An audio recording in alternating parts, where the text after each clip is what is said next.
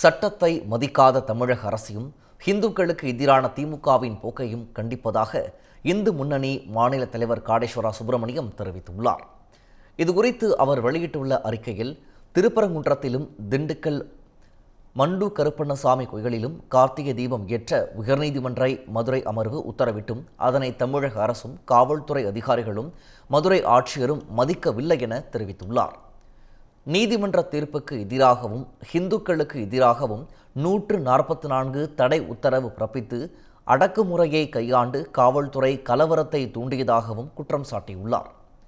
இந்துக்களுக்கு எதிராக இந்து சமய நம்பிக்கைகளுக்கு எதிராக இந்து சமய அறநிலையத்துறை செயல்படுவதாகவும், கம்யூனிஸ்ட், காங்கிரஸ் கட்சிகள் நீதி அரசர்களை தனிப்பட்ட முறையில் தரக்குறைவாக விமர்சனம் செய்து நீதித்துறையின் மாண்பை சீர்குலைத்ததாகவும் தெரிவித்துள்ளார்.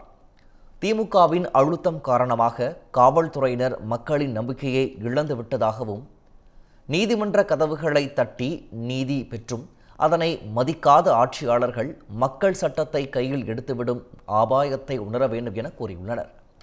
மேலும் நீதிமன்ற தீர்ப்பை அவமதித்த தமிழக அரசு அதிகாரிகள் அனைவரின் மீதும் நீதிமன்றம் மற்றும் மத்திய உள்துறை அமைச்சகம் சட்ட ரீதியிலான நடவடிக்கை எடுக்க வேண்டும் என்றும் வலியுறுத்தியுள்ளார்.